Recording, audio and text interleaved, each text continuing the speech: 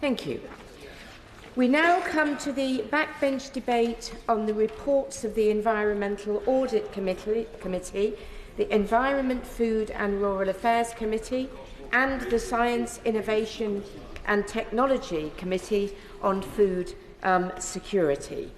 I will call Philip Dunne to move it and also put an advisory 15 minutes on the clock so that I'm sure that will be helpful for the mover of the motion.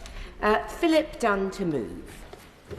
Thank you very much, Madam Deputy Speaker. And it's my honour to move the motion which stands in my name this afternoon. And I'd like to start by thanking the Liaison Committee and the Backbench Business Committee for granting this debate on food security, as it's been covered in recent reports from the Environmental Audit Committee, but also from the Environment, Food and Rural Affairs Committee and the Science, Innovation and Technology Committee, chaired respectively by myself, my right honourable friend, the member for Scarborough and Whitby, and my right honourable friend, the member for Tunbridge Wells, and I look forward to their contributions.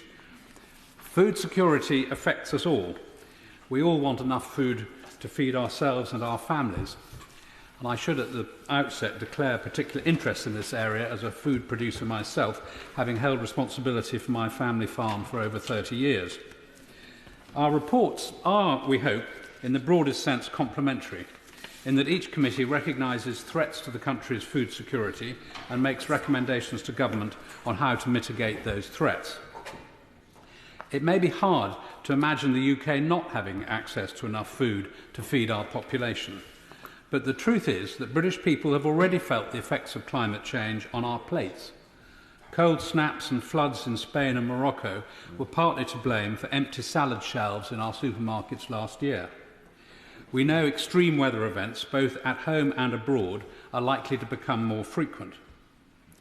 Of course, cost of living pressures mean that there are households in this country for whom insecure access to food is already a daily reality. And I commend colleagues on the EFRA committee for their work on household food security. In the EAC's inquiry, we looked at how to keep Britons fed in the face of environmental change. What we found is that food production and environmental change are, not to put too fine a point on it, mutually destructive.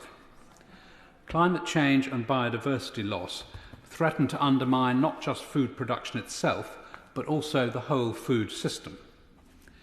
Colleagues on the Science, Innovation and Technology Committee have drawn attention to a particular aspect of this relationship in their recent report on insect decline and UK food security. Our global food system is itself one of the biggest drivers of environmental change, contributing to those very factors that undermine food security. In our inquiry, we heard that British farming is responsible for only 0.5% of the UK's GDP, but 12% of our greenhouse gas emissions. Globally, the food system is responsible for 30% of carbon emissions, but 50% of biodiversity loss. So we framed our findings around three pillars. One, we need to adapt our food and farming system to become more resilient to the effects of climate change and biodiversity loss. Two, we must mitigate the impacts of climate change and biodiversity loss on our food system. And thirdly, we must mitigate the damage to the environment that some aspects of our food system may cause. According to DEFRA's latest annual statistics, the UK produced 58% of its own food in 2022, importing the remaining 42%. My committee took the view that prioritising, sustaining and improving our dependence on homegrown produce will be key to keeping Britain nourished while protecting the planet. This will be particularly important for foods vital for our health, where we currently rely on imports. For example, we currently import 84% of our fruits. But we cannot rely on domestic produce alone, and even if we did, it would not guarantee food security. We heard that an exclusive focus on producing food here would make us more vulnerable, not less, to extreme weather events such as heat waves, which are becoming more common, not just in other countries, but here in the UK. Food produced here is dependent on the wider global food system. British food still relies on imported fertiliser, pesticide and animal feed. We know all too well that the global food system does not exist in a vacuum. Health crises such as the COVID pandemic or avian flu, geopolitical crises such as Russia's invasion of Ukraine, the world's breadbasket, global supply pinch points such as the blockage in the Suez Canal, all affect supply chains, prices and protectionism and compound the effects of environmental change, and all of which we've seen during the course of this Parliament. When food insecurity is exacerbated by environmental change, it can lead to conflict with devastating consequences. This is why, incidentally, our committee has just this week launched a new inquiry into the effects of climate change and wider security issues, and I encourage anybody interested, including those interested in the impact on food security, to submit evidence by the end of April. But today, Madam Deputy Speaker, we have published the Government's response to our report on environmental change and food security, and I'd like to thank the Minister and his officials who have engaged with our report. There is much in the response that we welcome, and I'd like to focus my remarks this afternoon on some of the responses to the issues that the committee highlighted in our report. Under the Agriculture Act 2020, the Government is required to produce a food security assessment every 3 years. And while this is welcome, in view of the growing risk of volatility of food supplies, in our report we urge the Government to move to an annual publication of its food security report, with which colleagues on the DEFRA committee, I believe, agree. So I welcome the Prime Minister's recent announcement that the Government will introduce an annual food security index and encourage the Government to find parliamentary time to put this onto a statutory footing at the earliest opportunity. We found that one of the easiest wins in shoring up UK food self-sufficiency and mitigating the environmental impacts of our food system is to prevent the food that we have produced from going to waste. So I also welcome the £15 million the Prime Minister recently announced to stop farm food going to waste. And I appreciate it if the Minister could confirm whether he agrees that the Government's strategy for preventing food and drink waste, as outlined in its Waste Prevention Programme for England, would be greatly enhanced if it included setting some targets and timescales for reducing food waste, as recommended by my committee. In response to our report, the Secretary of State has committed to taking a decision in the next 4 to 6 months on compulsory food waste reporting by businesses. Can I encourage him to make sure that he does so before dissolution? And could I also encourage the Minister to look at accelerating the regulation of insects as a high-protein source, something which has now been approved by the EU. Insects can be reared on organic waste streams, including food waste, to help create a domestic alternative to soy imports for animal feed. This is potentially a tremendous way to have an impact in this area by reducing the millions of tonnes of soy imported for animal feed from countries at risk of deforestation, for example. One of the key ingredients for food security are healthy soils, which face degradation from increasing droughts, flooding and more intense rainfall brought about by climate change. So I welcome the new Government commitment to publish a progress report on the development of a soil health indicator by June. Ensuring farmers have access to clear information to help measure the health of their soils, which is a fascinating and complex subject, is incredibly important. So I'm pleased the Government accepted our recommendation to publish guidance for farmers on soil monitoring, and I believe that today the EFRA committee is publishing its Government response to its report on soil health, which my right honourable friend might be referring to in his remarks. The other key ingredient is water, so I'm particularly pleased that it's the Minister for Water who's responding to this debate. Food producers need enough of it and they need it to be clean. What my committee recommended is that the Government needs to look holistically at managing water demand so that farmers have enough water in the right place at the right time to be able to feed the nation. So the Government's commitment to consider more robust water efficiency standards is welcome as a demand control measurement, as is its commitment to a third round of the water management grant later this year. We pointed out that this scheme will benefit only a small proportion of farmers in England. Could the Minister state what proportion of farmers he expects to benefit from the water management grant, and specifically for establishing on-farm reservoirs and for precision irrigation technology to help British farming become more water efficient and better prepared for hotter, drier summers? Turning briefly to consumption, what we choose to eat can have a big impact on the planet, which clearly affects our future food security.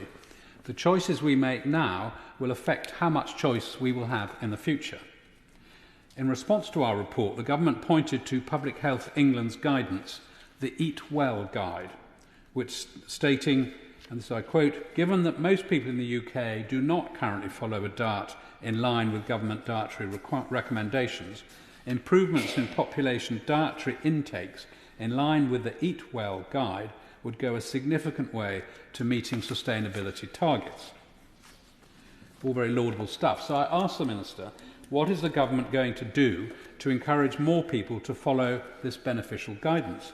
Surely, if this is well-evidenced advice, the government should be making more of it. One landmark piece of work we are still waiting for is the government's land use framework. Time and again, we heard in our inquiry that optimising the way English land is used for all the many demands required of it is the central issue to maintaining food security in a changing environment. When he gave evidence last July, the Minister for Food, Farming and Fisheries, my right honourable friend, the member for Sherwood, promised us the land use framework, already delayed, would be published by the end of 2023. Sadly, the government is now telling my committee that it will be published in 2024.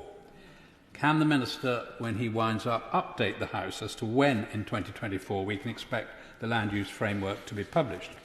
And will the Minister undertake, as my committee recommended, to publishing the government's methodologies alongside the land use framework when it eventually appears, to give confidence that this framework will contribute both to maintaining food security and to the government's net zero and biodiversity targets? The other hugely relevant innovation brought in by this government are the environmental land management schemes, ELMS. The government describes these schemes as being founded on the principle of public money for public goods. But ministers have declined our reasonable invitation to designate food security as a public good, something which the Minister will be aware the NFU have been calling for some time. Can the Minister explain to us why that is? I didn't come here today to be all doom and gloom. The environmental challenges facing our food system are indeed worrying, but they're also an opportunity for the best of technological innovation. Our committee over this Parliament has been keen to examine how technology can help us to address the environmental and climate changes we face. Modern technology opens up new ways of producing food while minimising the environmental impacts.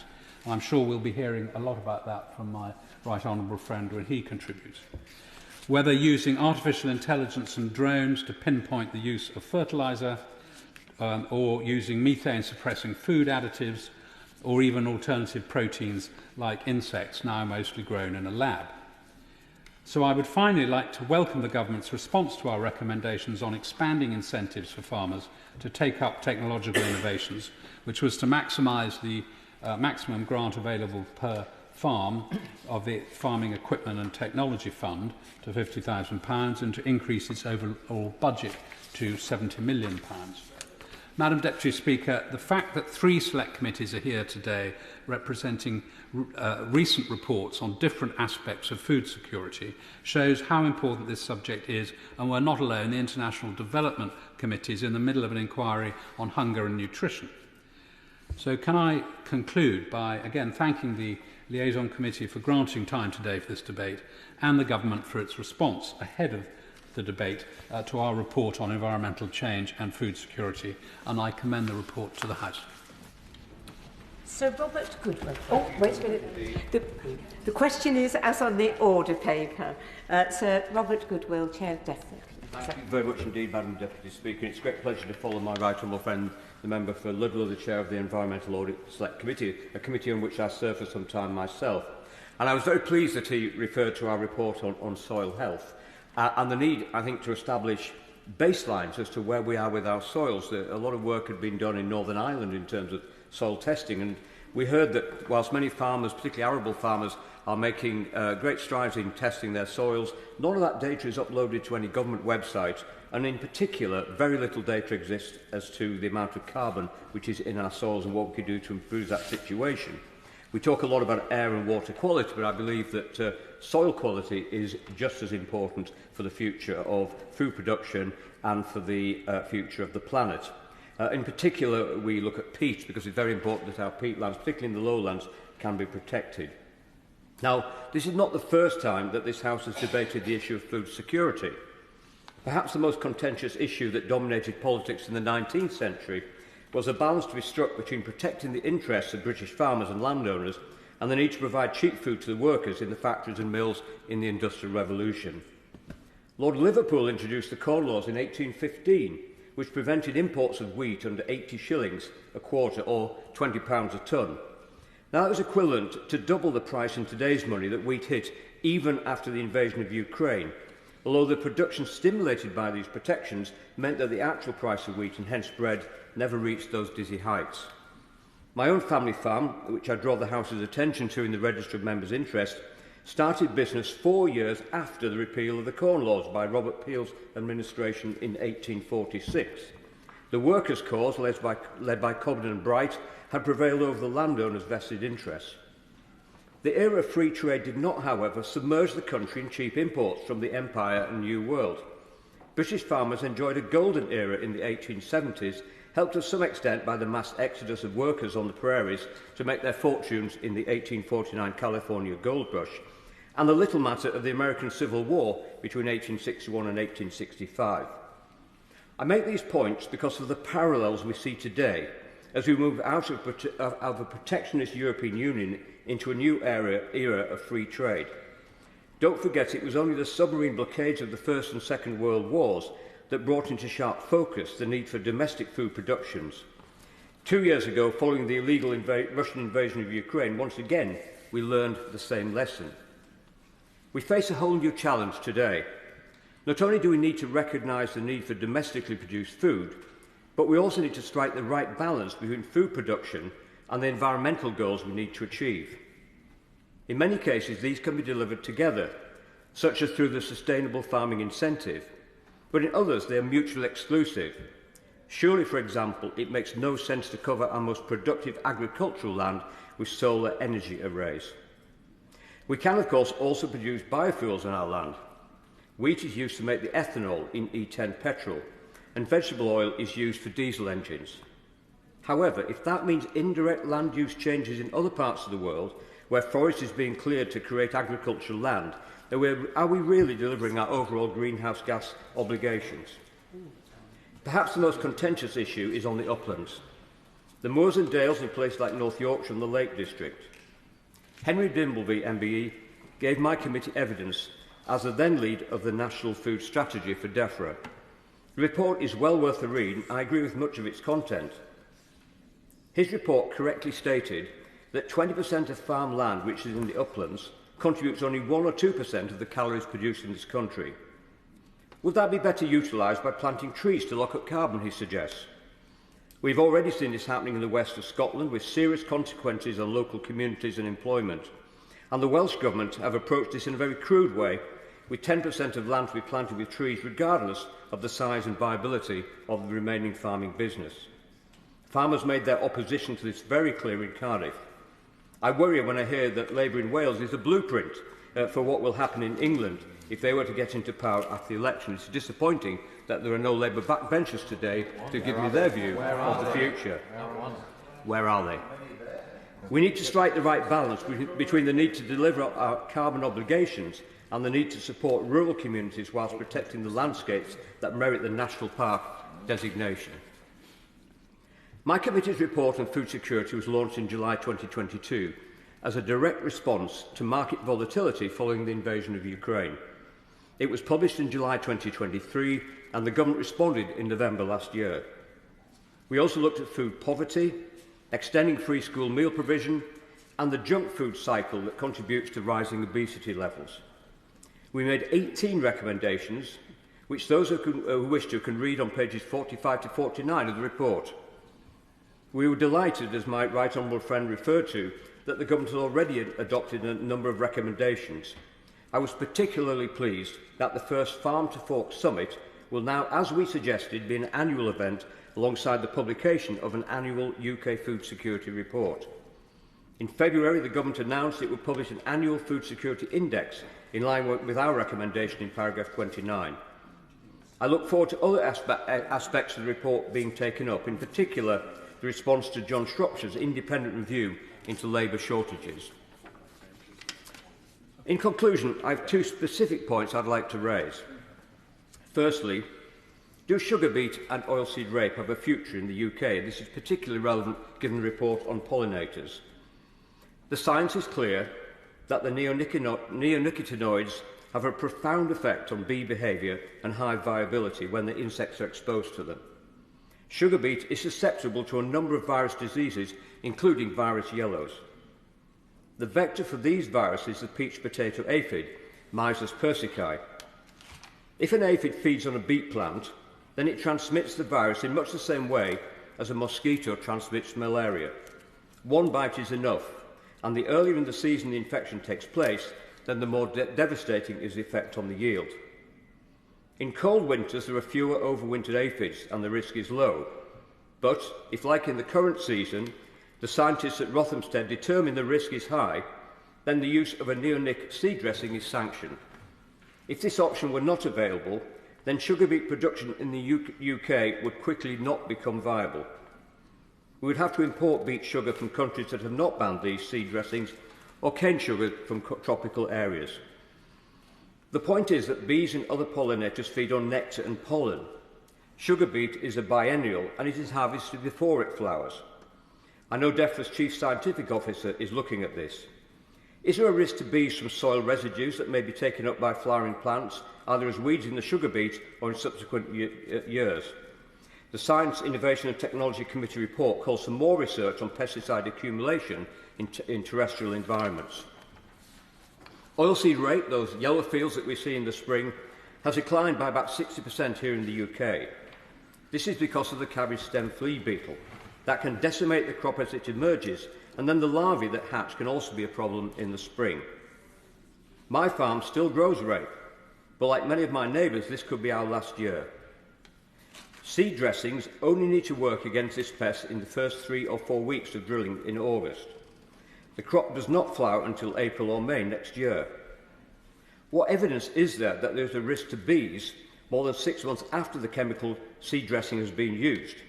And just as importantly, what will be the effect on pollinators if we lose this important source of pollen and nectar early in the season?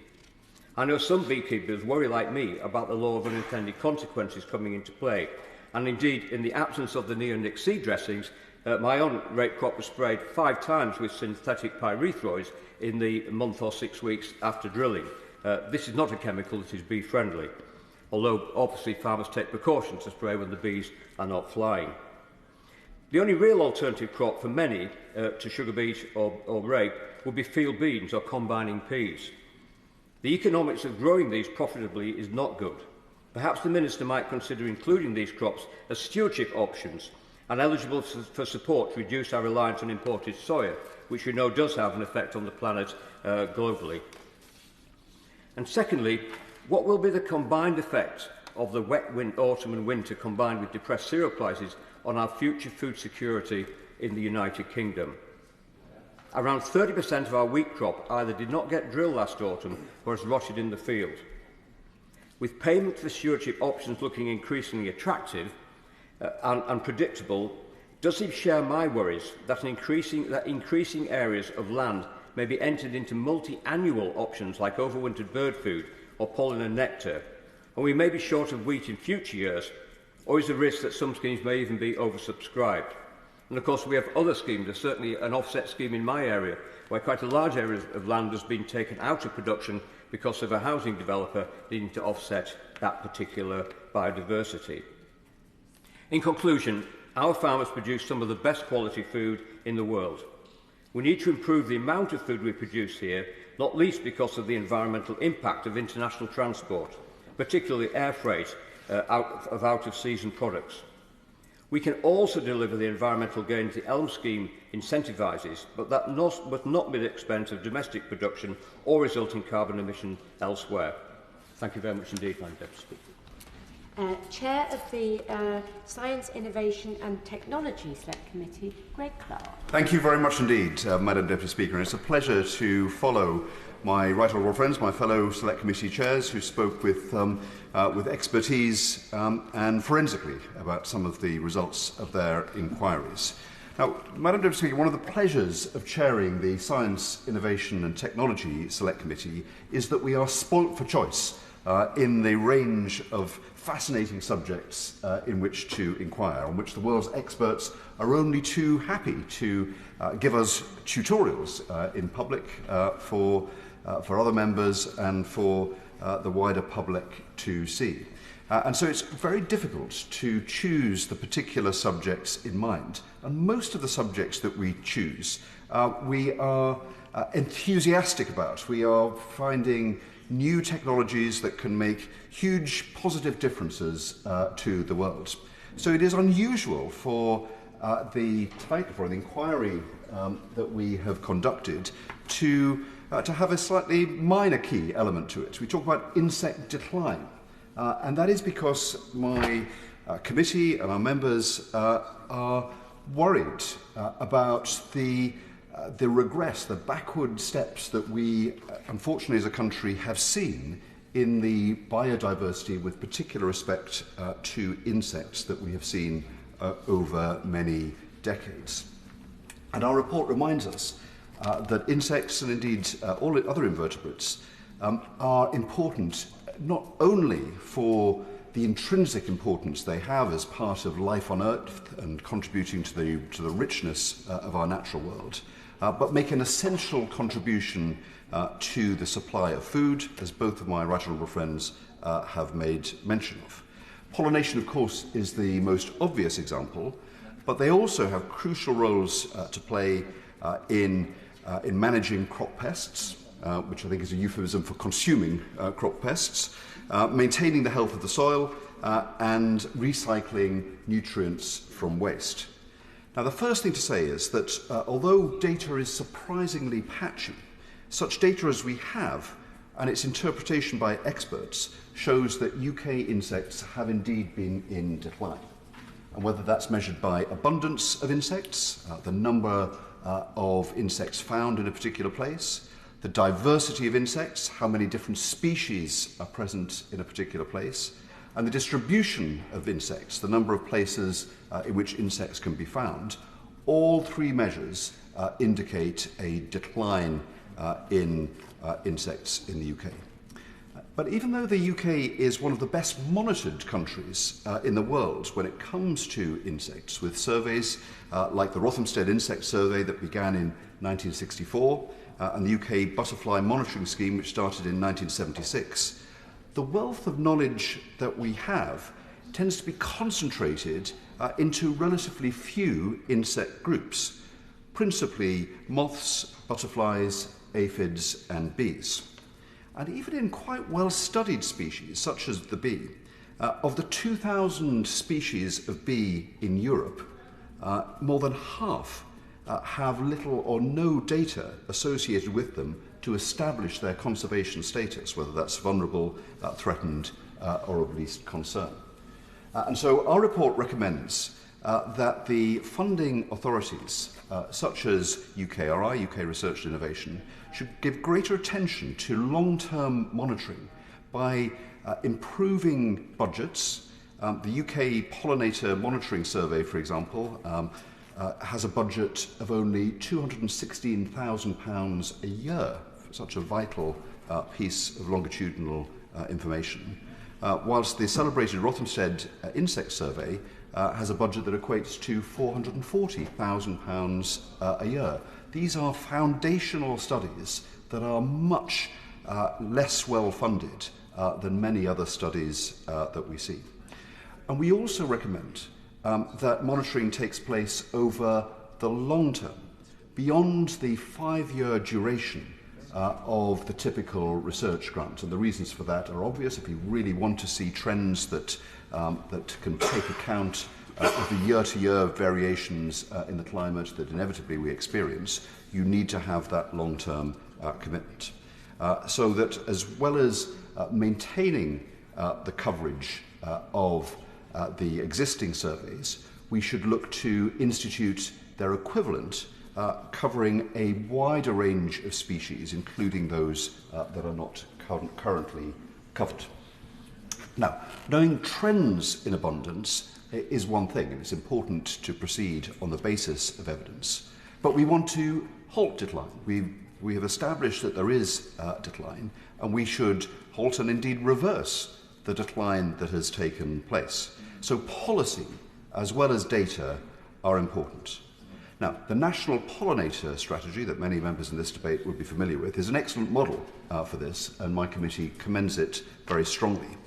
But as I said a few moments ago, pollination and pollinators are not the only contribution that insects and wider invertebrates make to our ecology. And so we recommend that this approach of the National Pollinator Strategy should be applied in a National Invertebrate Strategy, containing accountability targets for non-pollinating but agriculturally beneficial invertebrates. And even within species such as the bee, there has been a concentration within that on honeybees, for reasons that are perhaps understandable. Now, don't get me wrong, honeybee keeping is important, and I'm always grateful, for example, to my constituent, Mr. Lorne Mitchell, who every time he comes to my surgeries, as he does from time to time, brings me a jar of his delicious honey from Goudhurst, and long may that continue. But honeybees are not the only thing we should worry about. There are over 270 wild species of bee in the UK, and they need conserving, as well as promoting the pollination advantages of honeybees. So we call for DEFRA, and I hope the Minister will be able to respond positively to this, to expand the remit of the National Bee Unit to include a focus on wild bee health, as well as honeybees. Now, in this work, it's not just the professional entomologists and researchers in our universities and institutions like Rothamsted that are important. Amateur entomologists have always played a very important role in collecting data for research. And I think every member knows the collections that we have of data going back, in some cases, many decades and even centuries, from amateur enthusiasts who have meticulously compiled data in particular areas. And this is becoming, in some respects, more popular. In the big butterfly count, over 100,000 citizen scientists, I think we can call them, take place annually in this count. Now, some of these amateur entomologists are nevertheless real experts. In Tunbridge Wells, Dr. Ian Beavis is an institution with an encyclopedic and profound knowledge of the insects of the high weald, which surpass, I would say, that of any professor. Now, our committee believes that the funding authorities should be able to allow funding to go to experts of that type who may not be employed in universities and research institutions, and they should be able to participate in the conferences and in the publications and the symposia through an outreach of the grants programme to provide opportunities for them. Both of my right honourable friends have referred to many of the agricultural policies that their committees have looked into and have indeed promoted to the government. My committee shares the approval that both of their committees give to the statutory targets to halt and reverse species extinction and decline. But we believe that they are too narrowly focused. For example, we believe that as well as having, as we have at the moment, a red list of particular species at a risk of extinction, there should also be a baseline list consisting of a wider range of insects and other invertebrates so that we can monitor progress over time against them, sometimes even before they become a cause for concern. Of course, my right honourable friend, the member for Scarborough Whitby, has just talked about the role of pesticides, a very important matter, and as he said, we've called for more research to be done in this important area. We share the concern of many members in this House, including the Environmental Audit Committee, that the government has yet to publish a revised national action plan for sustainable pesticide use. It's now been delayed by over 6 years since an update was due in February 2018. And we believe that, as well as in agricultural settings, an updated plan should include a target for reducing pesticide use in urban and suburban areas, following the good practice that we heard in evidence to our inquiry from organisations like the Royal Horticultural Society in phasing down the use of pesticides in gardens, as they are doing in their very important and celebrated garden at Wisley. And finally, much has been said about the stewardship schemes, ELMS, that is replacing the EU's Common Agricultural Policy. It's a big opportunity for it to be beneficial for biodiversity and specifically as a vehicle for insect decline to be targeted, to be halted and reversed.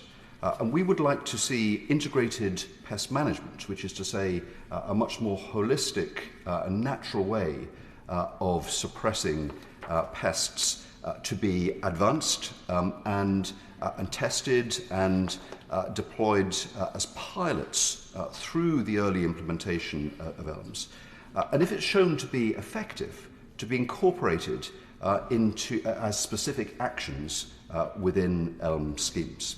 Mr. Deputy Speaker, in promoting biodiversity, we are not only exercising stewardship over our precious national environment, which I think every member of this House is concerned to do, but we can make an important contribution to our economy and to our national security in making sure that our supplies of food are more resilient.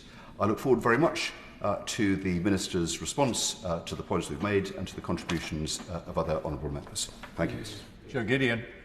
Thank you, Mr Deputy Speaker. And I'd like to thank my honourable and right honourable friends and committee chairs for their excellent reports on food security and for securing this debate. It is such an important topic and it's one that I've been passionate about for a very long time, so I believe it's right for it to be at the forefront of the political agenda. Our food system now produces an unbelievable array of foods. We produce almost twice as many calories per person on this planet as we did back in the 1940s. But this food system we've created has completely dominated the planetary ecosystems. If you look at the impacts it has had, the food system is by far the biggest cause of biodiversity loss, deforestation, water stress and freshwater pollution, destruction of aquatic life and, together with the energy system, one of the two big causes of climate change. Food security depends on global peace and stability and a healthy planet and population. We've been facing a threat to all three of these. We see disruptions to the supply chain caused by the pandemic and risks triggered by the climate emergencies and conflicts such as Putin's war in Ukraine. And we know that food shortages lead to political unrest. Famine triggers mass migration, and the impact of climate change and biodiversity loss has led to the depletion of our ecosystem. We need to look again at how we rebuild a strong food system in order to ensure that everyone has access to nutritious and affordable food, how we can safeguard our countryside and restore the environment, how we can offer jobs to our communities, and how we can reduce the health problems that are caused from bad diets. The need to be self-sustaining in fruit and vegetables becomes even greater. Whilst this is a challenge, domestic food production has significant benefits for both our health and the environment by reducing air miles and for the economy by enabling farmers and small food businesses to thrive.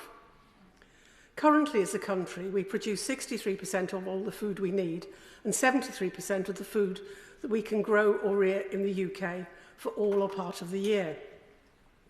These figures have changed little over the last 20 years, and they also mask some of the self-sufficiency challenges for particular food groups. Only 13% of fresh fruit consumed in the UK is homegrown, and 50% of vegetables. Domestically, the government has committed to maintaining, not enhancing, the level of food that we currently produce. We should set our sights higher and look at growing, quite literally, our local food production. Investing in the latest technology and growing systems can extend the availability of British produce for more months of the year. For example, arguably, the most iconic product, the British strawberry, has seen yields double in the last 20 years and the season extend to nearly 9 months. We should put more emphasis on localism to provide a food system that is resilient and delivers a vibrant, cyclical local economy. Backing our farmers is so important, which is why I'm grateful that the Prime Minister announced measures and funding at the National Farmers Union Conference to invest in homegrown opportunities for food innovation and to boost productivity and resilience in the sector. As consumers, we also have a role to play when considering our buying habits. I recently cooked a community meal where all the vegetables were donated by local producers. One local grower, Derek Hume, who is a 3 times Guinness World Book of Records producer of giant vegetables, provided courgettes the size of marrows. Whilst these looked impressive and certainly tasted good, I reflected that they would have failed the size test in the local supermarket, where standardisation of products is valued. Isn't it time for us to accept the fact that perfect fruit and vegetables is an artificial construct that we've accepted without question for far too long? It certainly isn't beneficial to our health or food security. We waste huge quantities of natural produce that is perfectly good, but isn't up to the exacting standards required by leading supermarkets.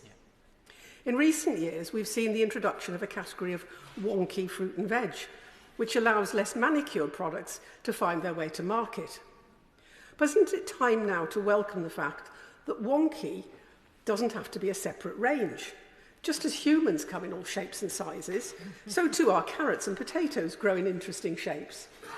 When it comes to waste, again, we must look at our local food supply chain and think more about what we can do to reduce it. The current impact of labour shortages has been described as the principal factor limiting UK food production. And this is not just about seasonality, it's about workers throughout the whole supply chain. It is truly tragic to see food left rotting in fields for lack of having people to help harvest. So I look forward to hearing from the Minister what the government is doing to prioritise the country's long-term food security to ensure that the food supply chain has sufficient access to sufficient labour, including from overseas, to allow it to realise its growth potential. Failure to do so places at risk the achievement of our self-sufficiency target and broader food security. As the reports in this debate considers highlight, food production and environmental improvement can and must go hand in hand. We are already seeing the benefits of environmental schemes, for instance, actions through the Sustainable Farming Incentive to support the creation of flower-rich buffers that help pollinators, which in turn produce better yields. I remember learning about pollinators and their role in science lessons at school. Public interest often focuses on these charismatic insects like bees and butterflies. But I thank the Environment, Food and Rural Affairs Committee for its recent report on insect decline and food security, which raises the less known, harder to identify, and for many people unappealing insect species that play vital ecological roles, particularly in making productive landscape for food production, and require equal attention. For instance, dung beetles play a vital role in maintaining pasture where livestock feed upon by fertilising and aerating soils and helping to reduce greenhouse emissions. Ecosystem services, which have been established to save the UK cattle industry up to 367 million a year. Disruptions to their populations have negative impacts on both soil health and the long-term food production in these areas. It is positive to hear from farmers investing in the foundations of food production, such as healthy soil, water and biodiverse ecosystems. In the UK, 70% of land is farmed, so agricultural practices have a major impact on insect populations. The lack of data and understanding of things like the impact of pesticides on insect species is poor. We know that you have to measure something to be able to come up with effective solutions to be able to address it, so I support calls for a more comprehensive approach in the review of the National Pollinator Strategy due this year that includes and considers provisions for invertebrates that carry out other important ecological roles, particularly relating to food security. The Environmental Improvement Plan sets out a target to bring at least 40% of Britain's agricultural soil into sustainable management through farming schemes by 2028, increasing this to 60% by 2030. We need to continue to be ambitious and ensure that throughout, food productivity and long-term food security is at the heart of the government's priorities. Natalie Elphicke. Thank you, Mr Deputy Speaker. And like my right honourable friend from Tunbridge Wells, I thoroughly enjoy our Kentish honey, so I very much welcomed his encouragement of the pollinators in his speech. May I start by putting on record my thanks to the Environment, Food and Rural Affairs Select Committee, the Environment Audit Committee and, of course, the Science and Technology Committee for their important work to all of their members and for the opportunity to discuss this absolutely vital issue of food security today. Food security is important, as are other types of security, including energy security or indeed our national defence security. Representing, as I do, the area which is both the guardian and gateway for the European continent to our great nation, it is vital that there are robust measures and controls in place to protect our national interests. And as outlined by my right honourable friend for Ludlow, the committee chair, the government's failure to bring forward an effective land use framework within time, or indeed an ambitious internal food strategy, does leave our country continuing to be dependent on food imports. The Environment Audit Committee have reported that over 40% of the UK's food is imported, and more than a quarter of that is from the EU and wider Europe, and a lot of that, as Mr Deputy Speaker, you will appreciate, comes in through the port of Dover. Meat is the second highest import in our country, with a value of around £7 billion, with an export value of around £2 billion the other way. So it is of utmost importance when it comes to food security that there are appropriate and effective checks that are implemented and funded. As noted by the Environmental Audit Committee, in their words, since food security depends on some degree of imports, it is vital that environmental harms are not exported abroad. And in relation to food exports, a failure in import biosecurity, for example in African swine flu, would decimate our domestic production capability for years, and clearly also affect our export markets as a result. But in spite of biosecurity warnings and concerns from me, the EFRA Committee, Dover Port Health Authority and businesses operating across the Channel routes, the government remains steadfast in their decision to do the wrong thing when it comes to protecting biosecurity at the Dover border. The government has been formally and persistently warned over the last 2 years that, as we've heard, Russia's war on Ukraine and global food price spikes and constraints have impacted on the quality and availability of food, and that has also resulted in increased biosecurity risks which have been informed. Food producers and customs businesses have echoed some of the concerns that have been made by the committees, and one customs business wrote to me in what I can only describe as quite scathing terms. They said, throughout this saga, DEFRA and the Cabinet Office have been disingenuous at best, arrogant certainly, but in the care of UK human and animal health appear to be derelict in their duty. The blatant attempt to cover up scandalous spending and, shall we say, misdirection regarding safety removing the internationally recognised safeguard within the port of entry's accepted legal area for border control checks. And they go on to say there's an increase in biosecurity breaches and for the less compliant, a great opportunity to undermine all those seeking to do the right and safe thing. Now, to what way are they referring? They were referring, Mr. Deputy Speaker, to the government's new security control regime, which will see the port checks relating to Dover put 22 miles away in Ashford. That is the same distance as from Dover to France. It's a long way. And the Elphicke Committee have written to the government and asked for assurances about biosecurity management along that route, because it is a route that many members of this House would have heard me speak on, is one that is prone from time to time to traffic congestion, shall we say. It is a single point of failure road where from time to time there is no traffic moving in either direction. And yet, 22 miles away is where the government have put these new controls, even though there is a ready-to-use, state-of-the-art border control facility raring to go at the Dover front line. In the next few days, if not indeed today, the government will be tabling a statutory instrument to underpin its new biosecurity structure, and I wanted to draw it to the attention within this debate because it does reflect on the important work that has been undertaken by the committees. And there won't be an automatic consideration by committee of this fundamental change to how our borders are managed. And that's because this measure, which will weaken future controls of the border and weaken our country's biosecurity, is done under the negative procedure. And therefore, there will not be an opportunity for us to debate on it further. But this new statutory instrument, which covers animal health, plant health, genetically modified organisms, which obviously are really important to us all to keep an eye on, poisons, plant protection products, so things like pesticides and the like, pollutants, poisons.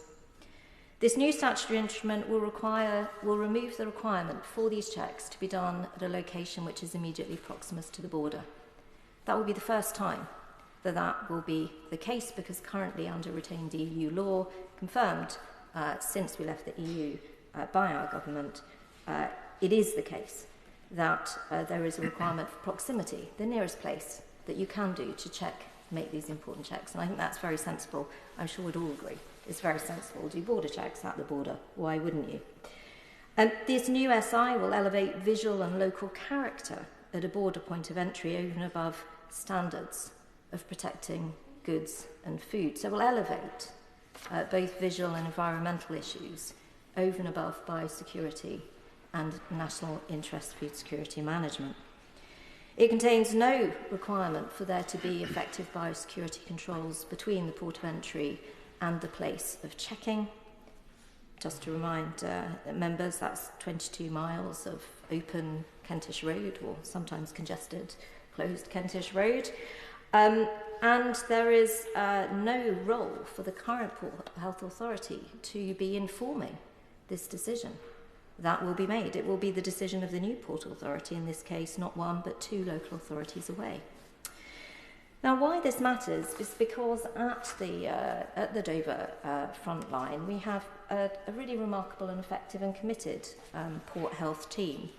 And they have brought to the government's attention in formal reports over the last 2 years, not once, not twice, but several times in formal reports, they have warned that biosecurity risks have increased and continue to be of great significance at the border. And I pay tribute to their work and believe it should be better supported. And they have said, and this has been a matter which I have raised in debates in this House over the last 2 years, not to mobilise the existing facility at Dover would be an act of negligence that could significantly increase the risk of devastating consequences of another animal health or food safety catastrophe. And my right honourable friend for Tunbridge Wells has mentioned the importance of pesticides and controlling pesticides in this debate today. He's absolutely right. But we can't just control pesticides here because of the very significant role of product coming through into our country through imports. So let me just refer to one example of that. One item that was stopped by the Port Health team at the Dover port was pesticides on Eastern European flax seeds. These are the sort we might sprinkle on the cereal.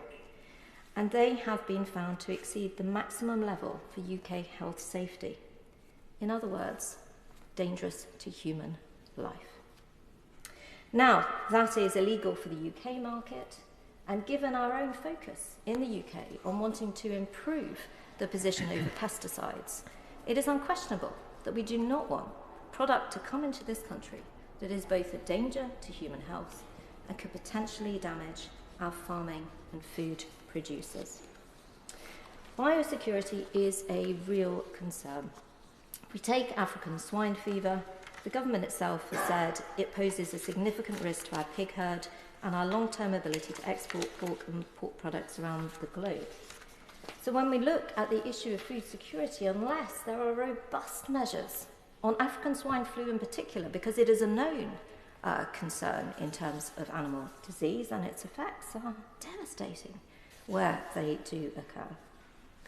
In spite of that, the government has decided to slash the African swine flu funding at the Port of Dover and significantly reduce the capability to do checks.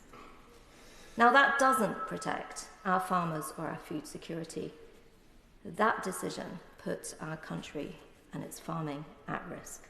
And I urgently ask the government to reconsider that decision. Mr. Deputy Speaker, food security isn't just about what we grow, it's about protecting the very food on our table and our farmers and food producers too. We cannot secure our food and food production without having strong borders and effective controls. I'm grateful for all of the work of the committees, particularly the EFRA committee, who is doing such important work looking at this issue. And I thank all the members for their contributions today. Dr. Neil Hudson. Thank you, Mr. Deputy Speaker, and it's a privilege and honour to be able to speak in this very important debate. Mr. Deputy Speaker, food security is part of national security, and I think this vital issue, the fact that 3 major select committees have tabled this debate to the liaison committee, really shows the importance of it for our country. I'm very proud to represent a constituency with a large farming footprint as the Member of Parliament and also as a proud member of the EFRA Select Committee. I pay tribute firstly to our fantastic farmers and growers right up and down the land who produce the highest quality food to the highest production standards and look after the precious environment, and very much bodies like the NFU that champion that sector. Producing food and looking after the environment can and should go hand in hand, and our UK farmers are the best in the world at doing this. Our EFRA Select Committee has looked at this directly with our food security report, as well as other aspects of this issue in some of our other studies, such as our ongoing study on fairness in the food supply chain, previous reports on movement of animals across borders, labour in the food supply chain, COVID and the food supply, and, as the chair of the Select Committee has said, our soil health inquiry as well. The challenges to our farmers and growers are huge, and it has came into sharp relief the importance of how we produce our food in the pandemic and now with the war in Ukraine. In Britain, we have seen our excellent farmers and growers battle through this geopolitical context, working again against things like extreme weather events, whether that's lack of water or whether that's flooding, and they have a real tenacity to deliver for our country. At the beginning of the pandemic, people will remember the startling headlines and shortages on our shelves, and very much the concept of key workers came into mind. First and foremost, we thought of the NHS workers, but very importantly, farmers and anyone involved in the food supply chain, whether that's farmers, growers, vets, drivers, abattoir workers, they were classified as key workers, and that is so important to remember. The tragic illegal invasion of Ukraine by Russia has really brought things again into sharp focus. And again, our producers faced surmounting challenges increased fuel and energy costs, increased animal feed costs, and then also increased fertiliser costs and also lack of supply of fertiliser. Now, bolstering our food security is an urgent task given these challenges around the world and the inflation costs and the war in Ukraine. We must be very much thinking about becoming more self-sufficient. We produce around 60% of what we consume, and I firmly believe we need to look to producing more. Fertiliser came into an important issue from the situation in Ukraine and with Russia's invasion. We again, on our select committee, took a close interest in that the UK needs to be more resilient in that. The fertiliser company, CF Fertilisers, mothballed the Ince plant and ceased ammonia production in their Billingham plant. Now, a byproduct of fertiliser production and ammonia production is CO2, which we know is vital for our food and beverage industry, but it's also vital for the slaughter process in pigs and poultry. So I firmly believe the government needs to keep a watching brief on how we have a resilient supply of fertiliser and CO2. As my honourable friend for Dover has mentioned, biosecurity is absolutely pivotal to food security, and it's also pivotal to national security. I've seen as a veterinary surgeon how crucial this is, not just for our nation but for our world. My journey into politics started as a veterinary surgeon in the front line, witnessing the culls and supervising the culls in the foot and mouth crisis in 2001. I saw sights then I never want to see again in my lifetime. As we have heard, African swine fever is advancing up through the continent of Europe. It is yet to reach the UK, and I pray it never does. But if it does, it would be absolutely catastrophic for our country, for our animal health in terms of the pig sector, but also in terms of human mental health. Another major inquiry that our committee undertook was on rural mental health and the challenges and pressures that people working in rural communities and the food production chains face with animal disease outbreaks, with extreme weather events, rural isolation. And if we had a catastrophic animal health outbreak such as this, the mental health implications for people across the country would be devastating. I pay tribute to the government and the government agency, the Animal and Plant Health Agency. We are facing many threats. We're talking about African swine fever. We have ongoing threats. We have the avian influenza situation still bubbling along. I know that ministers and officials are very exercised at the moment with the threat from blue tongue, the blue tongue virus, and we've had cases now in Kent, Suffolk, Norfolk and Surrey. And certainly when the Culicoides midge season gets bigger, then we are going to be under real threat with that. And indeed, we have ongoing chronic disease threats, such as bovine tuberculosis. So the APHA is part of the front line in terms of our... I'll give away, yep. I'm most grateful, and I hesitate somewhat about intervening on him, but he's just referred to TB and the mental health implication of animal health crises on our farmers. And I'd just like to mention to the House that on my own farm, we've just gone down with TB for the second time in 6 months. And we've had 13 cows in calf. Some have just calved, some are about to calve, who were reactors. Don't yet know whether they were positive or they just were reactors, so whether they were false positives. And there was confusion as between the ministry and the vets as to whether or not these animals could be taken for slaughter to the slaughterhouse or had to be shot on farm. And the ministry were telling us they had to go to the slaughterhouse. It turned out that had we done that, we would have been in breach of the law, because you can't take an animal within a month of giving birth to a slaughterhouse. And consequently, the animals had to be shot on farm, including calves, including pregnant cows on the point of giving birth. The mental health impact on those who have to look after those animals is very significant, and this is affecting many people at this time of the year who are suffering from this terrible disease. I thank my right honourable friend for that very powerful intervention and that testimony. Our select committee and our rural mental health inquiry, we took powerful evidence along similar lines about the implications of TB when you get an outbreak, but also when you are involved in the testing. So the implications for the vets and the farmers while you're waiting for the results to come through, and then what happens when you get those positive results. So I thank him for that intervention. As I was saying, the APHA is part of our front line in terms of protecting our biosecurity. And now they have their headquarters in Weybridge in Surrey, and our select committee visited that institution.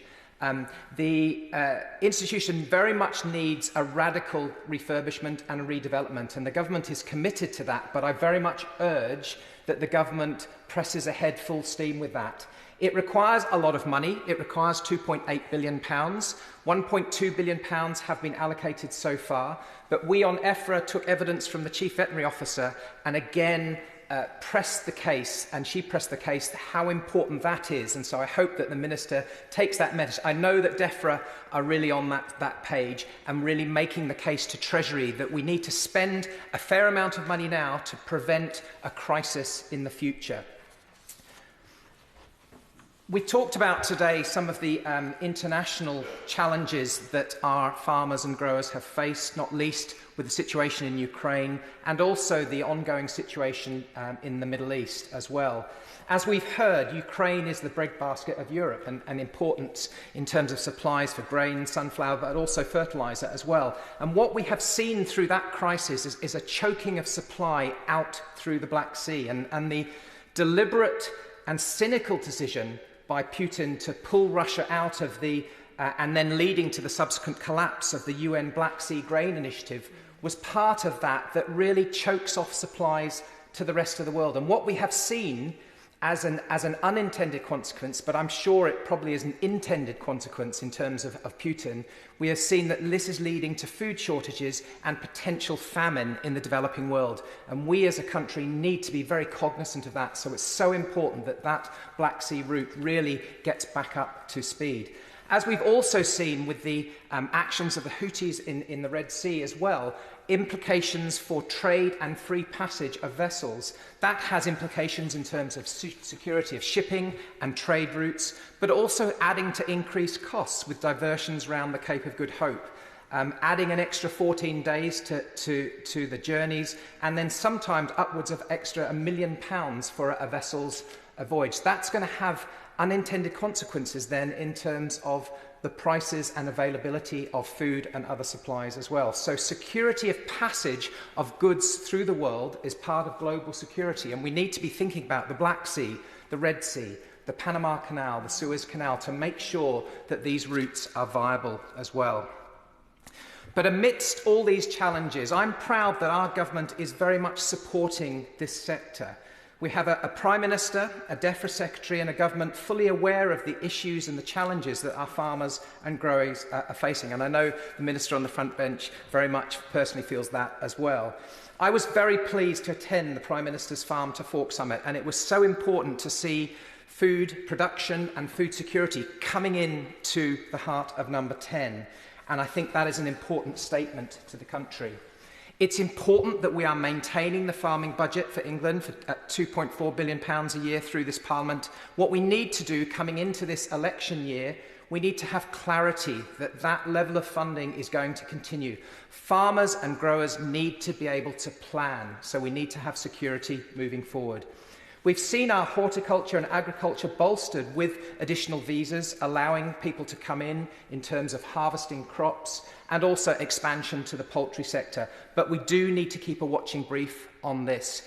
My right honourable friend talked about the issues of animals being put down on farms. And what we saw in the pig sector over the last couple of years, when we had labour shortages in the abattoir and processing sector, upwards of 60,000 healthy pigs were culled on farm. In terms of food wastage, that is awful. And in terms of how harrowing that is for the people who have reared these pigs, that is incredibly distressing as well. So we need to keep a watching brief on that so we never have those situations happen again. Our committee and also the EAC has called for food security to be reviewed annually. And I'm pleased that the government has announced to have an annual food security index that will underpin the food security report. I think that's an important statement. The last food security report was December 2021, prior to the Ukraine war. So we do need to have annual checkups on the situation, and I'm pleased that the government has responded to our Select Committee's reports on that. The government is also very aware that good farming and food production and a healthy environment go hand in hand, and the ELM scheme pivotally try and support both these goals, and I'm pleased that the Secretary of State has announced an expansion to these in recent months. I do have concerns. My right honourable friend, the Chair, has mentioned the situation that's going on in Wales. If that is going to be a blueprint for Labour as to how that is going to happen in England, that is a real concern when 10% of the food-producing land is going to be diverted to planting trees, 10% to wildlife habitats. That is a noble intention, but to ask farmers or enforce farmers to take 20% of their food-producing land out of production, I think is deeply alarming. As well, we've talked a little bit about TB policy as well, and you look at the statistics of the TB situation in cattle herds in Wales compared to England, and it is worse in Wales. So I think we need to be very cognizant, follow the science, evidence-based policy making in terms of how we control this dreadful threat from bovine tuberculosis. I also congratulate the government in bringing in the last couple of years the important bill that was touched on, I think, in some of the reports as well, the Genetic Technology Precision Breeding Act in 2023, allowing the technology to produce climate and disease-resistant crops, allowing the technology to produce disease resistance in animals and birds. This will reduce the need for drugs for antimicrobials and indirectly will help human public health. So it will help animal health, bird health, public health, and support the environment. And we as a Select Committee visited Rothamsted World-Leading Institute to look at some of the work that they are doing. I congratulate the government as well. I'm very supportive of the animal health and welfare pathway. Also legislation coming through in terms of banning the live export of animals for fattening and slaughter, and actually supporting the small abattoir network as well with a £4 million abattoir fund.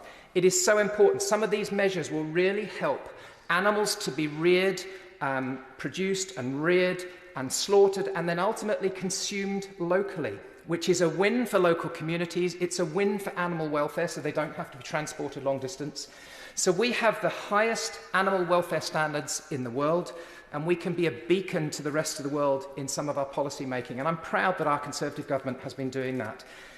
A symbolic statement with that is how they paused the talks with Canada in terms of the trade negotiations and said, no, we have some red lines on this in terms of hormone-treated beef, ractopamine-treated pork and chlorine-washed products. These are red line products that are illegal in this country and we will not import them. So I congratulate the government for standing firm on that, because that says to the world, this is where we stand, this is our values, and if you want to trade with us, meet our standards.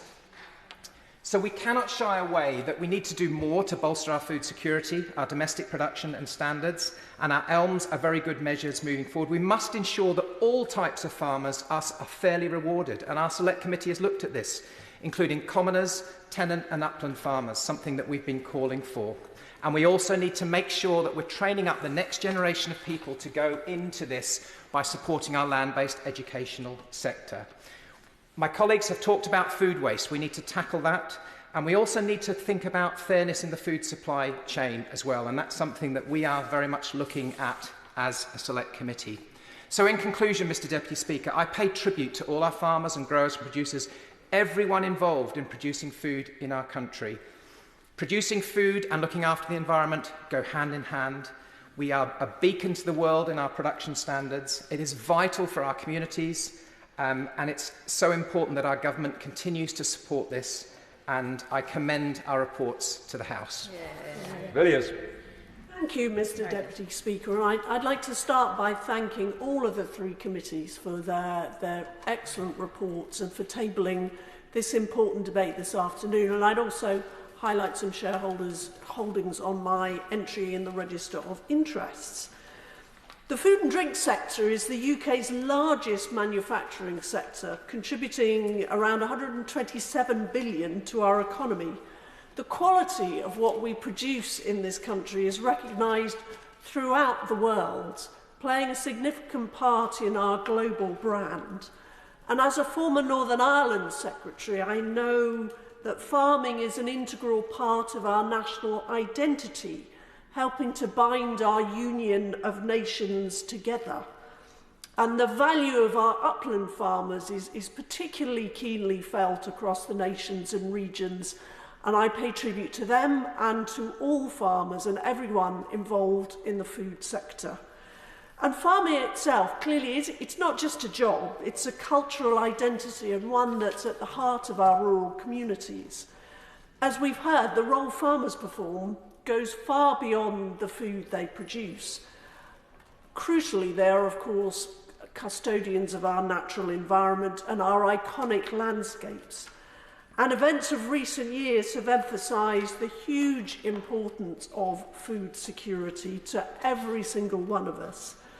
There was a massive government effort focused on preparing for EU exit, then on maintaining food supplies during the pandemic, and most recently on dealing with the impact of the Ukraine war. In the face of all of these challenges, the UK food supply chain has shown itself to have great resilience. But as these select committee reports show, there remain further vital matters that need to be addressed. That, of course, includes tackling food price inflation of recent years, and I really welcome the progress we are now seeing on that, including yesterday's fall in the overall rate of inflation. We also, of course, need measures to ensure that farmers get a fair price for what they produce, and it's good to have the Prime Minister's assurance that the Groceries Code Adjudicator will continue as an independent body and not be merged into the CMA. And thirdly, we have to reduce the carbon emissions from agriculture if we're to meet our net zero commitments, and we must ensure that we transition to farming methods which give more space for nature, including tackling the very serious problems around insects highlighted by my honourable friend, the chair of the Science and Technology Committee.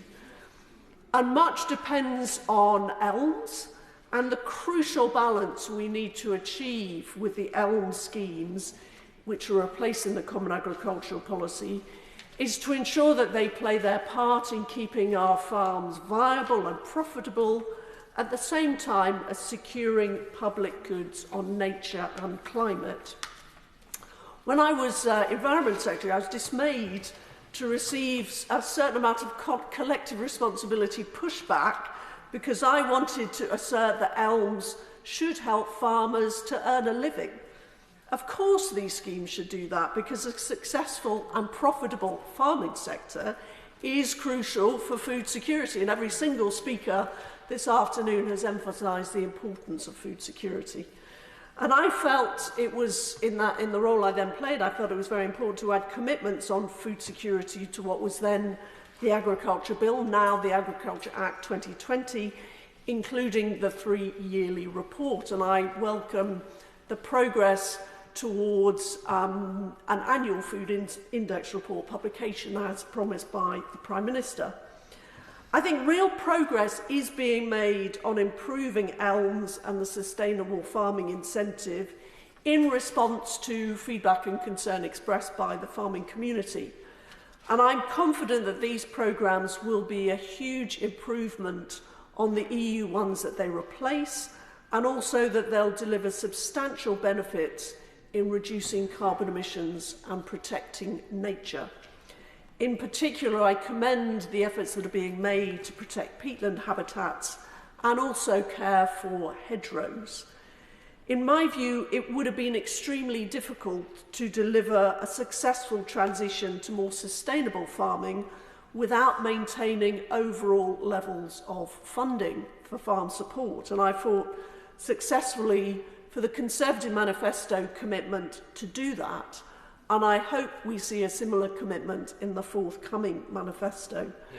But even with that funding, the transition continues to be complex and difficult. And I would appeal to ministers to continue to engage closely with farmers to make further alterations to elms as and when needed in response to changing circumstances, and as a greater knowledge base is built up in relation to these schemes. And I would absolutely emphasise that we should not follow the example set in Wales, where their proposals would do significant damage to our farming sector and thus to our food security. I want to turn, Mr Deputy Speaker, to the science and research budgets. We have one of the biggest of those in the world, including 168 million for agricultural innovation.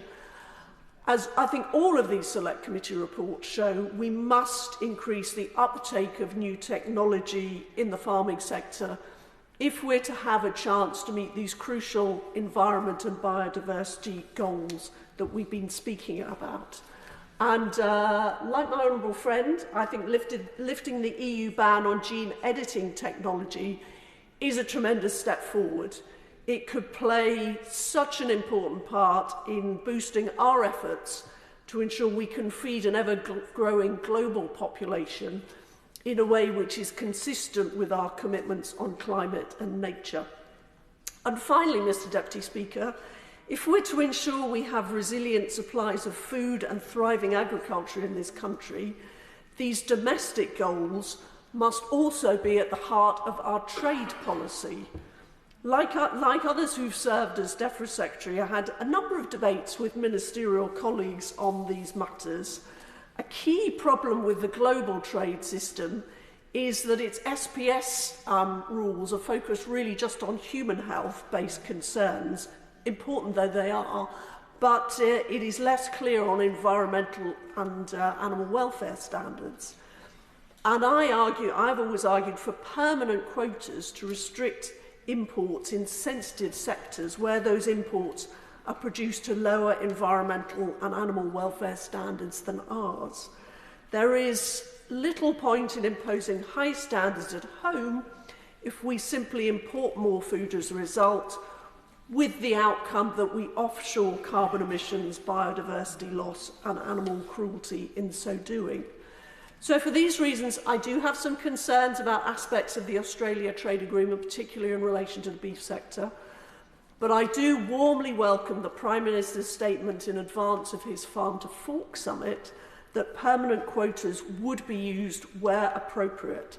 As far as I know, neither of his two immediate predecessors as Prime Minister were ever prepared to say that, and it demonstrates the Prime Minister's strong commitment to British farming. In conclusion, our farmers here in the UK operate to some of the highest environmental and animal welfare standards in the world. We should be proud of them and we should back them. And if we're to meet our goals on climate and nature, we must work closely with them to deliver a successful transition to net zero, whilst ensuring that everyone continues to have access to the safe, high-quality, affordable food that they need. Thank you, Mr Deputy Speaker. Come to the front bench contributions. Stephen Bonnar. Thank you very much, Mr Deputy Speaker. Food security is a term that we've all become more familiar with over recent years. It should mean a nation can sustainably provide for all its citizens through well-resourced and high-valued agricultural communities. It should mean a farming system which balances fair pay for workers with affordable prices in shops, and it should mean a food supply chain that is reliable and serves the needs of our struggling planet as global temperatures rise and populations swell.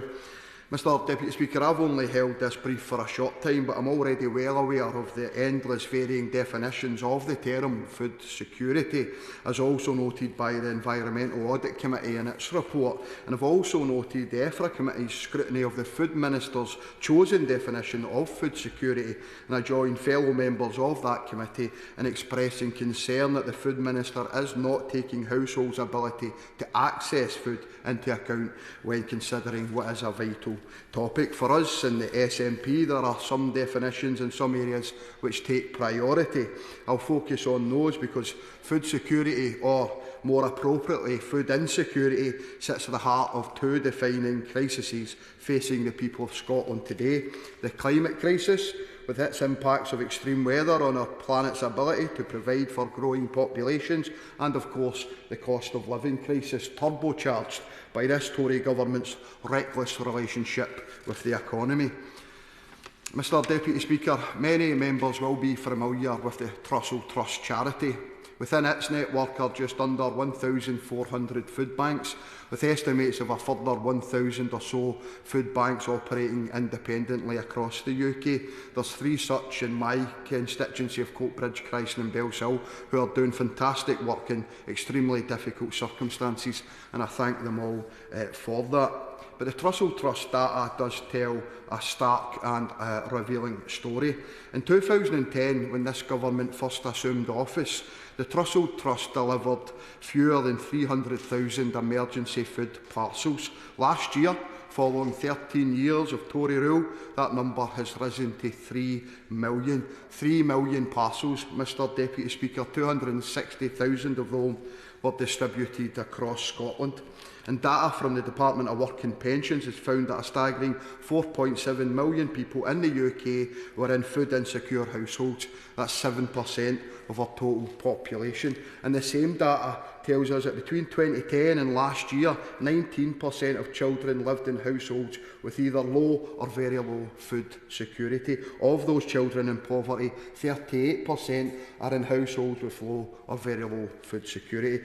This is shameful data, and it is a vivid reminder that child poverty has been rising in every single part of the United Kingdom every year, long before the pandemic and, respectfully, long before any invasion of Ukraine that highlighted the vulnerability, of course, of global supply chains. Long before any of that, people are in abject poverty in the United Kingdom. So what kind of legacy is that? Well, that is the Tories' legacy. And we've often heard members on government benches, some of them have, of course, crossed the floor now, but they've talked about choices which people make that lead them into abject poverty, insinuating in many terms that it's people's own fault that they find themselves in such circumstances. But the reality is, the choices that really matter are political choices. They're choices taken in places like this, and they're choices repeatedly made by the Conservative government for 14 years now that have allowed 4.2 million children to grow up in poverty. And the Tory approach to problem solving also summarises the UK's position on the climate crisis, because both at home and overseas, climate change is already causing chaos for the food supply. Our farmers in Scotland need our support to provide vital resources for our communities. We in the SNP have made repeated calls for such support, as have farmers' unions and have family farmers, but repeatedly and rather unsurprisingly, these calls and concerns have continued to fall on the deaf ears of this government. And as well as trade disruption, the government's Brexit obsession has created significant workforce recruitment issues for Scotland's food and drink sector.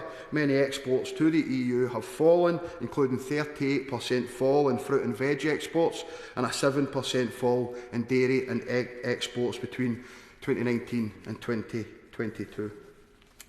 Mr Deputy Speaker, extreme temperatures across Europe have saw wildfires and droughts at an unprecedented level, and in turn food production has suffered. We saw shortages and therefore price increases for the likes of olive oil, rice and for potatoes, and we've seen an increase in animal welfare concern. All of these points have been referenced across all of the reports that we're debating here today, and our food system is close to breaking point.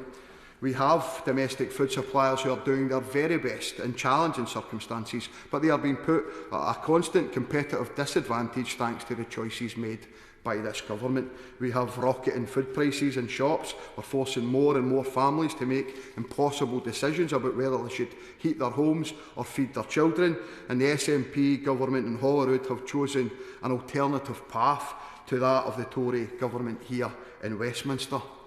In 2023, we created a new dedicated food security unit that was tasked with monitoring the Scottish food supply chain for possible disruptions. A similar unit is one of the key recommendations of the Environmental Audit Committee, so I encourage the Government to once again follow Scotland's lead in that regard.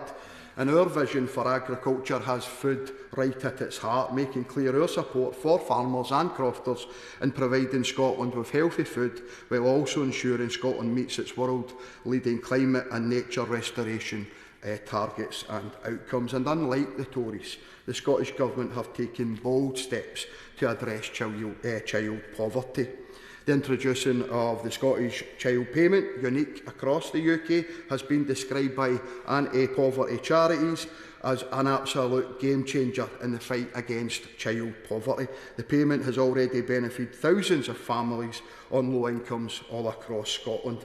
And as well as that, the Scottish Government also provides support worth around £5,000 by the time a child turns 6 through the Best Start grant, the Best Start Foods and the Scottish Child Payment. But thanks to Westminster, rather than sustainable food production, we have UK food self-sufficiency below 60%. Instead of valuing Scottish farmers and crofters, we have a Westminster Government whose new visa rules are threatening farmers' financial sustainability and who have repeatedly put at a competitive disadvantage by reckless, poorly negotiated trade deals and incentives for low-value imports. We have 4.2 million children growing up in poverty and a 900% increase in the use of emergency food support in the 14 years that this Tory government has wreaked its form of havoc from that dispatch box. And these reports are indeed timely, and I thank the committees for the work that they have done in bringing the scale of these issues to light. They illuminate the scale of hardship being faced by many of our constituents, and they lay bare the tragic impact of unjustifiable political decisions and a lack of political leadership. We believe in the SNP that the Scottish people deserve better.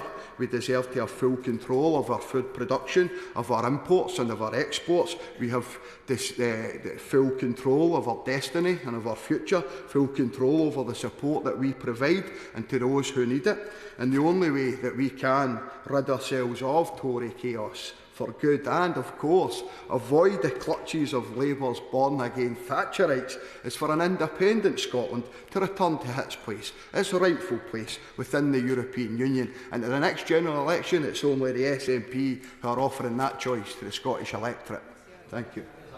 Well, thank you, Mr. Speaker. And can I start by congratulating all those who secured this debate, and also the very thoughtful introductions from the three chairs of the select committees, exactly as one would expect, and also the members of their committees who put in so much hard work. And I can assure all those people that I will be looking very closely at their recommendations.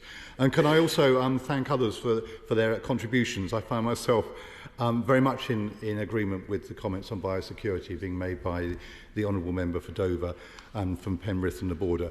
I did struggle slightly at one point though in some of the other contributions on hedgerow protection, because we find ourselves in the unfortunate position that hedgerows are currently unprotected because the government's failed to bring forward the legislation quickly enough. And on food security in general, I'm delighted to see the conversion of members on the government benches to the calls that Labour and I were making 4 years ago during the passage of the Agriculture Bill, where members on the opposite side consistently voted down our amendments to have an annual security review. We've now come to that point, and I welcome that, but I would remind people that that is not what they supported 4 or 5 years ago. For Labour, I'm not going to take interventions because Conservative members have spoken at length this afternoon and we don't have much time. That's not in any way to disregard the significance of the chair of the Select Committee. But on food security, as far as Labour is concerned, it absolutely is national security. And as the reports point out, over the last few years, the sector has seen significant shocks with the various climate events across the globe, which have impacted so many crops and harvests and made life so hard for so many farmers, particularly as we've seen recently with the recent floods. And there are some challenges which have been not a consequence of things beyond our control. Quite frankly, some of them, I would say, have been made worse by the political decisions being made here. And some of the consequences, of course, not just here, but the impact of the Ukraine situation. We've seen the skyrocketing costs of fertiliser, animal feed and energy, but alongside that, a very difficult transition from the previous agricultural support system through the ELM system, alongside, I have to say, persistent labour shortages. And I will ask the Minister about the Government's response to John Shropshire's report, a good report on the agricultural workforce, highlighting many of the problems, and the EFRA Committee report picks that up, and I think his analysis and many of his recommendations are sensible. He's very critical of the overly bureaucratic and slow administration of visas and lack of a strategic long-term workforce plan, and calls for urgent action from the Government. So perhaps the Minister can tell us when we might expect some response from them on this. Turning briefly to Elms, I could speak at length, possibly almost as much length as some others, but I won't. It does seem to me that it has left too many people, particularly in the uplands, in a parlour state. And although I absolutely support the overall goals of that move to public money for public goods, I think I absolutely endorse the Select Committee's argument that food security is a public good. And there's a bit of a discussion with economists as to what these terms mean. But I think it should be, and I've been arguing this for some time, that food security should be a public good. We haven't mentioned the problems that tenant farmers face at the moment, but I would also ask the Minister possibly to say a little bit about when we can expect more responses to Baroness Rock's report, because I think they are long overdue. Now, put all this together, and it's pretty clear that we are seeing actually a decline in food production, which is disappointing and worrying. Staples like eggs and some vegetables declining less and less. As I said at NFU conference the other week, there was an interesting Farmers Guardian headline which rather summarised the situation. It was pretty stark. The headline was UK food production in freefall. And frankly, that's not the position we want to be in. But if that's going to change, we've got to make sure that farm businesses get a decent return, because they are businesses, and for too many, I think at the moment, the risk-reward ratio is out of kilter. And of course, that's also hit consumers. As we know, while it's welcome that the rise in prices has slowed, they are still going up, and of course they were very high a few years ago. And there's a whole range of reasons why, as we know, why that is happening, but we also know that too many of our fellow citizens are really struggling. And the statistics from the Trussell Trust on the escalating reliance on food banks is deeply shocking. And I think from one of the Select Committee reports, the EFRA report, this feeling of, do they feel food secure? Well, clearly they don't. And I welcome the EFRA's committee's criticism that the food ministers claim that this issue of household affordability and access to food does not constitute food security. They criticise that, and I rather agree with them. I'm rushing through, Mr Deputy Speaker, because there are many things that I would be happy to cover, but I'm conscious of time. Let me turn briefly to the food chain supply issue and waste in particular, which is relevant to these discussions today. It is pretty clear that some of the pressures within the food chain in terms of the changes in specification last minute and those kind of things are also leading to not only to distress in economic terms for producers, but also levels of waste that are really disappointing. One grower has told me he sells only about 50% at best of the lettuces he grows. And that's particularly depressing, that food is being wasted at a time, of course, when so many of our fellow citizens are struggling. I think the NFU reported that as much as £60 million of food was wasted on farms in the first half of 22 alone. I'd like to turn briefly to pesticides. I thought it was a very interesting set of observations, both from the Chair of the Select Committee, the EFRA Select Committee, and of course from the Chair of the Science Technology Select Committee. I would just point to the evidence that is given in the Science Committee report on the view of the experts on the neonicotinoid issue, who once again, for the third year running, pointed out that they were not able to support an authorisation for Cruiser SB because, to quote, the potential adverse effects to honeybees and other pollinators outweigh the likely benefits. I'm not going to re-rehearse the entire debate. We've had debates in Westminster Hall on this, but it is clearly a major issue and the public is clearly concerned, and I think it's time we stopped ignoring the expert advice, quite frankly. But I fully understand the problems that farmers face and the very serious points that were raised by the Chair of the EFRA Committee. Sadly, it looks like the weather is not with us again this year, and we're going to see problems from virus yellows. I've been out in the field looking at sugar beet plants with BBRO, and there are some economic choices here. We may have to move to other varieties, but there is a yield penalty, and that's a decision we're going to have to face. And that, to me, Mr Deputy Speaker, is the challenge we face, not just to produce food, but to produce it in an environmentally sustainable and nature-positive way. Now, I'm not going to go through all the recommendations, just a few comments to conclude. I take very seriously the points made by the Right Honourable Member for Tunbridge Wells about insect decline. We'll look very closely to that. I have to say I think the prospect of an invertebrate strategy will be a joy for parliamentary sketch writers, but we can possibly get them beyond that. But I also have to echo the points about the weight for the National Action Plan on pesticides. It really is unacceptable, and I hope the Government Minister can say something about it, but really after a 6-year wait I don't think we're going to be holding our breath. I don't think it will come as any surprise to anyone to hear that we join with the Environmental Audit Committee report on using government's purchasing power to ensure that more food in our hospitals and prisons is locally produced. It's Labour policy, and it's also, I think, government policy. The question is, can you actually make it happen? And we will endeavour to do that should we get the opportunity.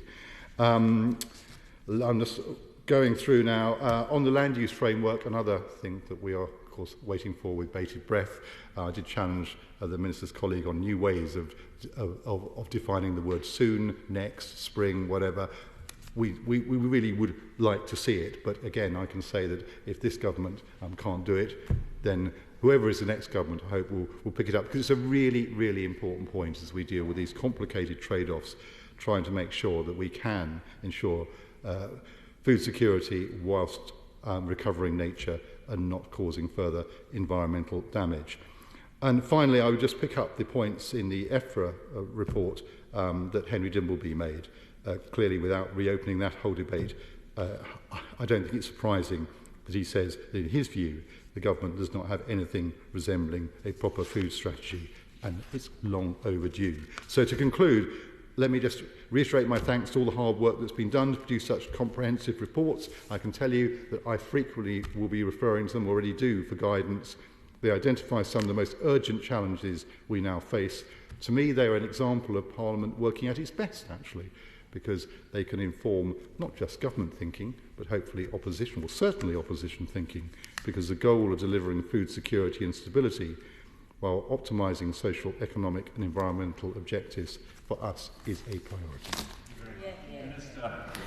Thank you very much, Mr Speaker. And can I thank all honourable members and right honourable members for their contributions in today's debate, but also thank the chairs of the 3 select committees for the valuable work that they have done in pulling together the reports. Having been a member of the Environment, Food and Rural Affairs Select Committee before entering my ministerial role, I know just how hard all select committees work, so I'd like to thank them for the reports that they have pulled together. UK food security is a top priority for this government, based on supply from diverse sources. We know just how important driving domestic food production is for this government. We produce, as has been mentioned, around 60% or just over 60% of the food that we need, and 73% of the food that we can grow or rear in the UK for all or part of the year. And these figures have changed little over the last 20 years, but it is worth noting, Mr Deputy Speaker, that it is the government's desire to ensure that our domestic food production is enhanced. A strong domestic food production system is the foundation of our food security, and that is why, as a government, we have committed £2.4 billion to supporting food producers. And the Farm to Fork Summit last year brought together over 70 businesses with the aim of growing a thriving British food and drink sector. And this was hailed a great success by many of the stakeholders which attended, but has also been noted by the chairs of the 3 select committees just how valuable this is, which is why the Prime Minister has announced that we will be holding a further summit this spring. We, as a government, take a holistic view to food security, considering it across 5 themes as set out in the UK Food Security Report, which is an analysis of the statistics relating to food security that DEFRA is required to produce under the Agriculture Act 2020 to present to Parliament every 3 years. The report includes chapters with statistics on trends in global food production, total population demand, price inflation and sustainability. And the global chapter of the UK Food Security Report sits alongside chapters on other key aspects of food security, both domestic and international, to ensure that we are taking that holistic approach that considers links across the food system. And the first UK Food Security Report was published in December 2021, and the next Food Security Report will be published December this year. As has been recognised by all members, I think, but also my right honourable friend, the member for Chipping Barnet, just how important these reports are, but also the fact that we have made an announcement of the addition to bring out the Food Security Index, which was announced by the Prime Minister at the National Farming Union Conference. In addition to our existing robust processes for monitoring the UK's food security, this Food Security Index will complement the 3 yearly Food Security Report. And we are currently developing the context of the index, but expect that it will present key data and analysis needed to monitor how we are maintaining and enhancing our current levels of food security. We will publish the first draft Food Security Index during the second UK Farm to Fork Summit in the spring, with the requirement for the annual Food Security Index to be put on a statutory footing when parliamentary time allows. Now, of course, a key challenge which all countries are facing is how we meet our climate and environmental objectives while maintaining a high level of food security. Domestically, the government has committed to maintain the current level of food that we produce, but we want to enhance it, unleashing our potential at a domestic level. This includes sustainably boosting production in sectors where there are post-Brexit opportunities, including in the horticulture and seafood sectors. And we know that food production and environmental improvement can and must go hand in hand. And our environmental land management schemes, which support climate and environmental outcomes, as well as food production, are absolutely part of this. We have already ensured our existing environmental schemes support food production. For instance, actions in the Sustainable Farming Incentive support the creation of flower-rich buffers which help pollinators, which in turn help with crop production. And the Agriculture Act 2020 also imposes a duty on the Secretary of State to have regard to the need to encourage the production of food by producers in England and its production by them in an environmentally sustainable way when framing any financial assistance scheme, which is why our reforms aim to support a highly productive food producing sector and one that is more environmentally sustainable. Many members have asked about the land use framework, which will be published this year. But I want to reiterate the reason that it has not been published to date is that the Secretary of State and his ministerial team have been very keen to make sure that the land use framework relates to enhancing our food production and making sure that food security is at the very core of the land use framework that gets produced. Because when we are balancing land that is being pulled in all different directions as a finite resource between energy security, biodiversity offsetting, net zero targets, housing, infrastructure, we need to make sure that food security is absolutely considered at the heart of it. Many members, including the chairs of the select committees, referenced pesticides. Now, pesticides play an important role in the UK food security. The Science, Innovation and Technology Committee's report on insect decline and the UK food security states that there was a consensus amongst key industry stakeholders, academics, charities and farming representatives that pesticides, even if only used as a last resort, are needed for UK food production. However, it is noted that there must be a sustainable manner and the government, these must be used in a sustainable manner, and the government's first priority with regard to pesticides is to ensure that they will not harm people or impose unacceptable risks to the environment. a pesticide may only be placed on the market in Great Britain if the product has been authorised by the regulator, the Health and Safety Executive, following thorough scientific risk assessment that concludes that all safety standards are met. But now there was reference to the national action plan on sustainable use of pesticides, which will set out DEFRA's ambition to minimise the risks and impacts of pesticides on human health and the environment, including how we intend to increase uptake of the integrated pest management across all sectors. And we hope to publish this again imminently. But we have not waited for the publication of the National Action Plan to be produced. We have been moving forward with work to support sustainable pest management, and DEFRA has funded a package of research projects that bring together scientific evidence underpinning the integrated pest management, and we look at ways of further encouraging its uptake. I will give way. I'm very grateful to my honourable friend. I'm encouraged by the imminence of the publication of the action plan. Can you confirm that imminent will mean that it will meet the recommendation of my committee's report to which you referred, which echoes the report of my right honourable friend's committee, the Environmental Audit Committee, that it should be by May at the latest? Minister. I thank the Chair of the Select Committee for his intervention, and I want to reassure him that the officials are working at pace, based on the recommendations of all Select Chairs, to make sure that we can get the announcement made as soon as possible. So I want to reassure him on that. Pollinators were raised, and we know that bees and other pollinators play an essential role in our £100 billion food industry, and the economic benefit of insect pollination to the UK agriculture is estimated at over £500 million per year. And I want to reassure all members of the House that we've already taken action.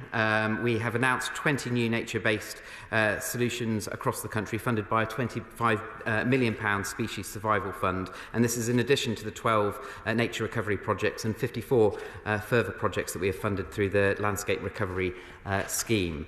And under the pollinator strategy, we have already established a world-leading pollinator monitoring scheme, increased in the area of farmland delivery for food and fuel for pollinators.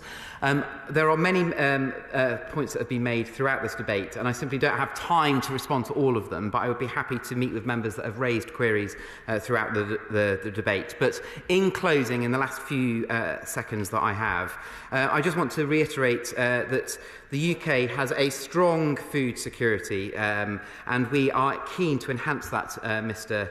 Deputy Speaker. We are not taking that for granted. We are working across the supply chain to maintain and enhance it across multiple policy areas. But it is worrying, Mr. Speaker, that Labour want to roll out their blueprint that they have established in Wales as across the UK should they get to power. And I worry for farmers. I also worry how seriously they are taking food security, given that there was not one Labour backbench MP that contributed in such an important debate on food security. So I'd like to thank all members who have contributed and the chairs of the Select Committee who have made their valuable contributions in today's debate.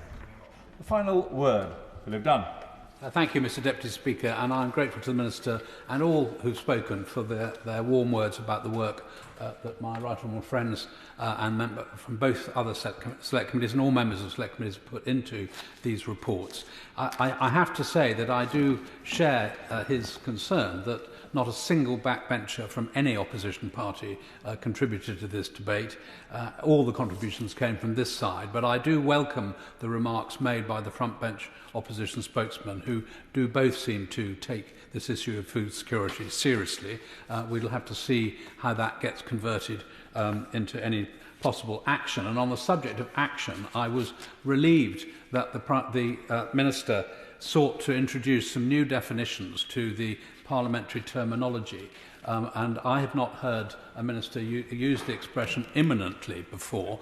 The expression soon, in the spring, when parliamentary time allows, are well recognised expressions for general delay and obfuscation. But imminent, I hope, brings a new urgency, and he referred to his officials working at pace. So we look forward to that. I'd just like to conclude by congratulating and thanking the contributions from backbenchers on this side of the House In particular, the member for Chipping Barnet, my right honourable friend, who, as a former Secretary of State, brings particular expertise to her contributions. She pointed out that we shouldn't be looking to Wales as a blueprint for future food security, given the devastating impact the proposals of the Welsh Government are having on farm incomes and food production. The member for Dover spoke about the importance of the border controls, effective border controls for phytosanitary requirements, as we rely for both imports and exports for food businesses and food security in this country. And the member for Penrith and the Border, who brings his considerable expertise in animal health to these deliberations. I rather apologise for having personalised my intervention, but he is able to speak with considerable authority on the challenges of animal health. And my honourable friend, member for Stoke-on-Trent, was referring to the challenges of waste in the food supply chain. I think she made some very important comments on that, which again I hope we will see turning into action with the waste food report, whether that's imminent soon or in the spring. I'd just like to conclude by thanking all members for participating in this debate. Yeah. And I shall put the question imminently, indeed shortly, if not now. The question is, as on the order papers. May I please say aye? Country no. I think the ayes